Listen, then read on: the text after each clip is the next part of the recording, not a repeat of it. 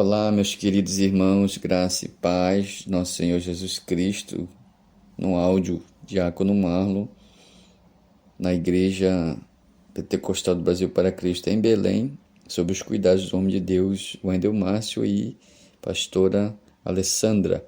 Chegamos então ao capítulo 5 de 2 Reis, que vai relatar sobre a cura do leproso Naamã. Eu quero estar lendo com você o verso 1 ao verso 5, que diz assim: E Naamã, general do exército do rei da Síria, era um grande homem diante do seu senhor e de alta estima, porque por meio dele tinha dado o Senhor vitória à Síria. E era este homem valoroso, em extremo, porém era leproso. E da Síria tinham saído tropas armadas e tinham levado presa uma criança ainda pequena da terra de Israel, a qual servia a mulher de Naamã. Esta disse a sua senhora: Se rogasse o meu senhor ao profeta que está em Samaria, ele o restauraria da sua lepra. Naamã foi e notificou isto ao seu senhor e o declarou, dizendo: Assim e assim tem dito a menina que é da terra de Israel. E o rei da Síria então lhe disse: Anda, vai, e eu enviarei carta ao rei de Israel. E ele partiu, pois, levando consigo 10 talentos de prata, 6.000 peças de ouro e 10 mudas de vestes. Glórias ao nome do Senhor. Meus irmãos,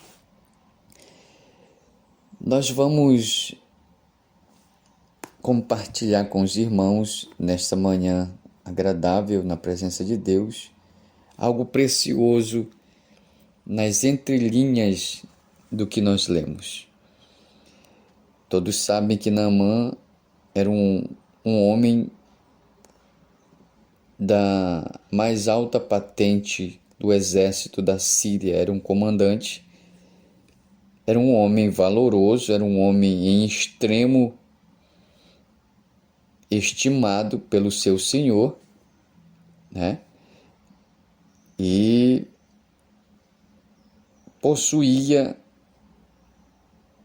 uma doença incurável da época.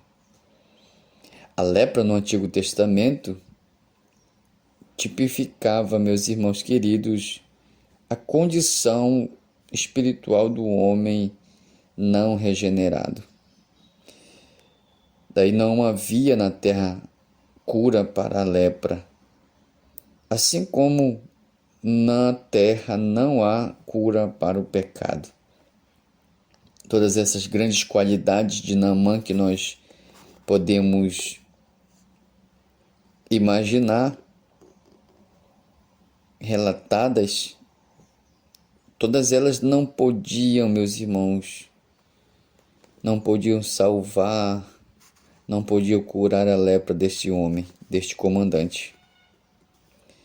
Tudo que ele fazia, todas as suas vitórias em batalhas que eram eficazes, nada dessas coisas poderiam salvar Naamã da sua doença. Aquela doença terrível continuava em sua carne. Assim acontece, meus queridos, com milhões no mundo inteiro que acreditam que o seu estado ou o seu status e a sua posição podem lhe salvar, podem apagar o seu estado moral diante de Deus. Não. Toda a posição do homem, todos os status do homem, tudo aquilo que ele faz de bom, não significa absolutamente nada para Deus, meus irmãos. Só que nós vamos encontrar na Bíblia algo que nos chama a atenção.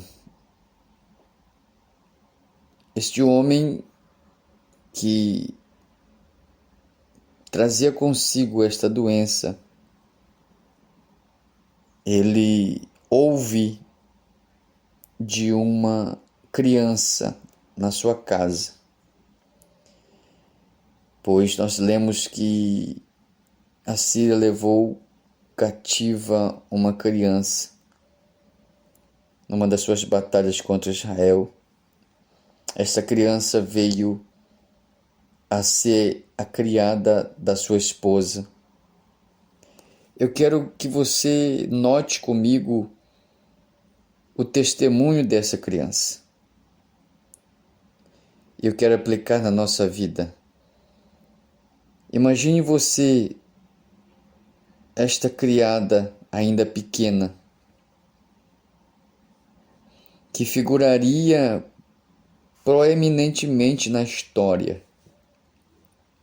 Observe que a Escritura não cita sequer o nome dela. Entretanto, o testemunho desta criança afetaria nações inteiras, alcançaria nações inteiras. Aleluia! Daqui eu abro um parêntese para aplicar para as nossas vidas. O que esperamos? Sermos reconhecidos? O que estamos esperando? Reconhecimento? O que estamos esperando para que o nosso testemunho afete, pelo menos, a nossa vizinhança?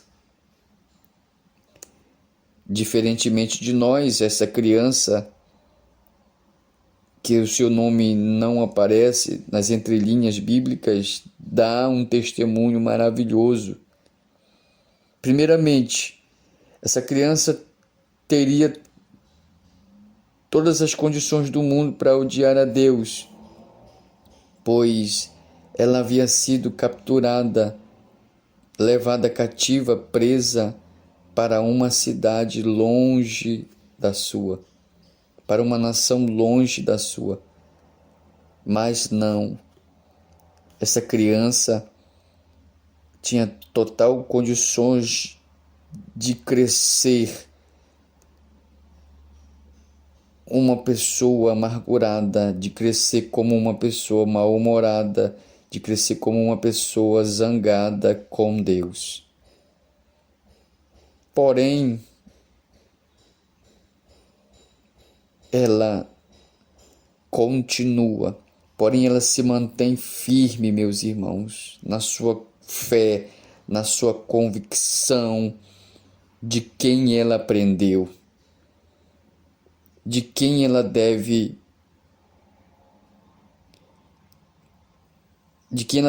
mencionar na sua fé. Dali, ela diz à sua senhora: se rogasse ao meu Senhor, ao profeta que está em Maria, ele o restauraria da sua lepra. Aleluia! Ouça, meus irmãos, e já aplico para a nossa vida. Ela disse à sua senhora, eu abro um parênteses aqui e aplico para nós, é o que nós precisamos dizer, é o que nós precisamos falar, é o que nós precisamos proclamar, como essa menina fez. Ela disse à sua senhora, eu conheço alguém que pode ajudar. Eu conheço alguém que pode fazer algo por ele. Eu conheço alguém que pode curá-lo. Aleluia!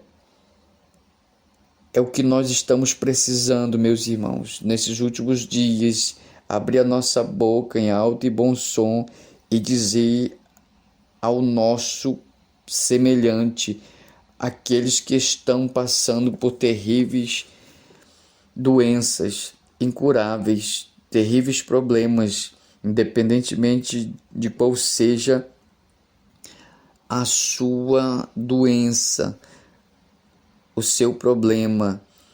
O que nós precisamos é abrir a nossa boca. O que Deus precisa é que abramos a nossa boca para dizer: eu conheço alguém que pode ajudar. Este alguém é Jesus, meus irmãos. Aleluia. Bendito seja o nome do Senhor. E que exemplo nos dá esta criança, meus irmãos. Fiquemos com esta palavra para nossas meditações, para que possamos entender que Deus usa tanto a criança, como o adolescente, como o jovem, como o ancião. Basta que tenhamos um posicionamento diante de Deus, e Deus espera de nós que demos testemunhos e aponte, como João Batista também apontou: eis aí o Cordeiro de Deus. Amém? Foi muito bom estar com vocês nesse período de estudo. Que Deus nos abençoe.